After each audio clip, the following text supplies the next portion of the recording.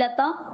ప్రపంచంలోనే అతిపెద్ద ప్రజాస్వామ్య దేశమైన భారతదేశం భిన్నత్వంలో ఏకత్వంగా ప్రతీకగా నిలుస్తుందని వెస్ట్ జోన్ ఏసీపీ దుర్గారావు అన్నారు.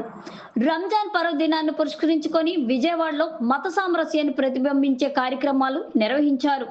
శనివారం రంజాన్ పర్వదినం సందర్భంగా సిపిఎం పశ్చిమ నగర శాఖ ఆధ్వర్యంలో చలివేంద్రం ఏర్పాట్లు చేశారు. వెస్ట్ జోన్ ఏసీపీ దుర్గారావు పాల్గొని స్వయంగా మజ్జిగ పంపిణీ చేశారు. ఈ సందర్భంగా ఆయన మాట్లాడుతూ ముస్లిం సోదరులకు రంజాన్ శుభాకాంక్షలు తెలియజేశారు. మత సామరస్యానికి ప్రతీకగా నిలిచి రంజాన్ మౌనంలో ఉపవాసం దీక్షలకు ముగింపు రోజున మజ్జిగ పంపిణీ చేయడం అభినందనీయమన్నారు. భిన్న మతాలు, విభిన్న సంస్కృతులు కలిసిమెలిసి జీవించడం భారతదేశ ప్రత్యేకతని పేర్కొన్నారు. ఇక సిపిఎం పశ్చిమ నగర కార్యదర్శి బోయి సత్యబాబు మాట్లాడుతూ మతాలకు అతీతంగా సేవా కార్యక్రమాలు నిర్వహిస్తున్నామని తెలియజేశారు.